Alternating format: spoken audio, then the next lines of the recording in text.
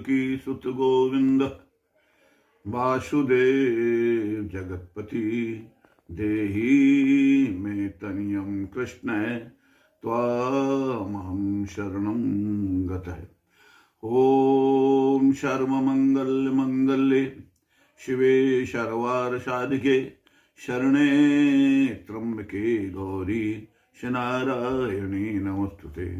आराध्य को नमन करते हुए सभी बंधु बांधवों को, सभी इस प्रवचन को सुनने वालों को सादर नमन करते हुए अपनी बात रखता हूं कि जीव जो है और परमात्मा जो है,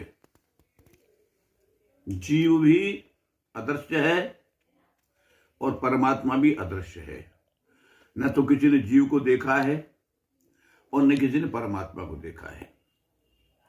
ऐसा कोई उदाहरण मिल जाए जिसने जीव को देखा हो, परमात्मा को देखा हो।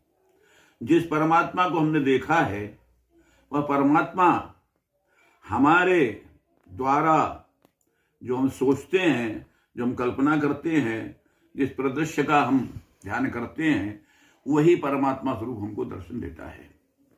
क्यों? कि यदि परमात्मा दर्शन देता है तो निराकार हो नहीं सकता। वो निराकार होता है तो साकार में वह हमारी मनोवृत्ति का या हमारे विचार का या हमारे सोचने का या हमारे आराध्य का जो हम दृश्य मन में स्थिर करते हैं, वही साकार रूप से परमात्मा के रूप में हमारे सामने अवतरित होता है। जीव जो हम स्वयं हैं, हमने अपने आप को देखा नहीं। हमने साकार रूप जो हमारा शरीर है, इस शरीर को ही हमने देखा है।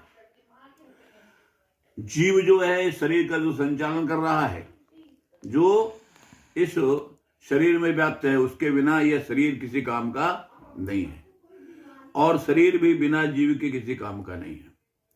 तो जब तक शरीर है और उसमें जीवात्मा है और जीवात्मा के साथ परमात्मा है, तभी तक इसका संचालन होता रहता है। हम जो भी कर्म करते हैं वह सब जीवात्मा के द्वारा, उस परमात्मा के द्वारा होता है, क्योंकि यह इस शरीर को जड़ कहा है। और तुलसी ने लिखा है, नहीं आ रहा, जीवात्मा और परमात्मा ये दोनों अदृश्य हैं। न हमने जीवात्मा को देखा है, न हमने परमात्मा को देखा है, परंतु दोनों अकाट सत्य है। और